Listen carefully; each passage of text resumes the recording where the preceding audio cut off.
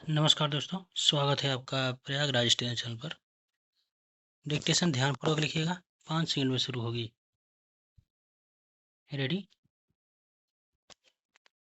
Start.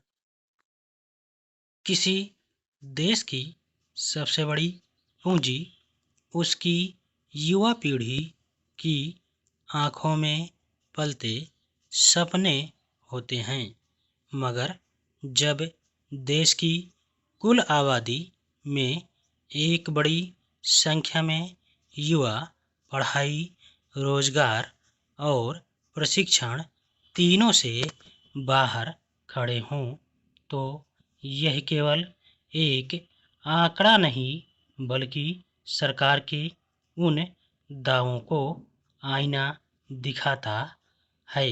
सवाल है जिसे अक्सर अर्थव्यवस्था की चमकती तस्वीर से ढकने की कोशिश की जाती है।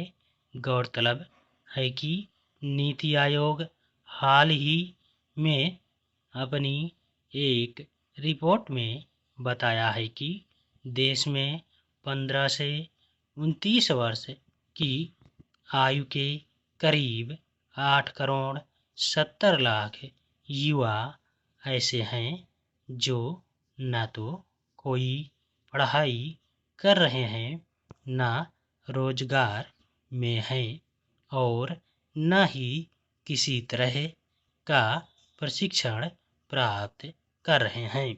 अगर इतनी बड़ी संख्या में युवा एक तरह से खाली बैठे हैं, तो आखिर किस आधार पर सरकार की ओर से यह दावा किया है कि युवा आबादी ही देश की ताकत है और वही भविष्य की दिशा तय करेगी?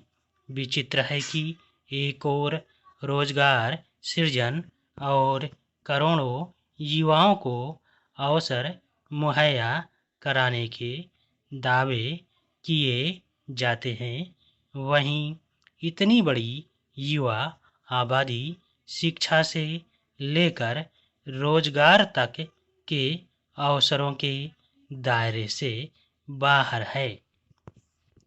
सरकारें घोषणाओं से उम्मीदें जगा सकती हैं, मगर युवाओं को ऐसे कौशल और रोजगार के वास्तविक अवसरों की ज़रूरत है ताकि वे अपना भविष्य थोड़ा बेहतर बना सकें।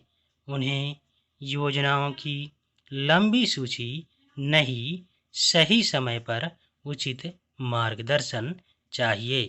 इसके बरक्स हुआ यही है कि रोजगार के अवसर लगातार सिकुड़ते गए हैं। आज हालत यह है कि युवाओं को न तो अपनी पढ़ाई जारी रखने की स्थिति दिख रही है और न ही वे अपने बूते या सरकारी मदद से रोजी रोटी का कोई जरिया तैयार कर सकने में सक्षम हैं। एक सवाल यह भी है कि जब मुद्रा ऋण से लेकर अन्य कई तरह की योजनाएं सरकार की ओर से चलाने का दावा किया जा रहा है, तो उनका लाभ युवाओं तक क्यों नहीं पहुंच रहा? सरकार को इस मुश्किल सवाल का सामना करना चाहिए, क्योंकि जिस देश में करोड़ों हाथ काम की तलाश में हों, वहाँ केवल विकास के दावे पर्याप्त नहीं होते।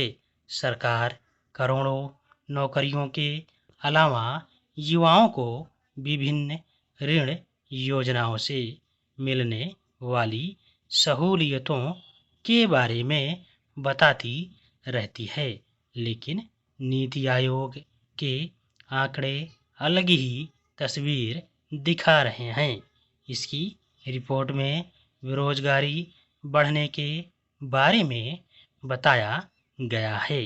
निजी क्षेत्र में भी दिन प्रतिदिन नौकरियों की कमी बताई गई है।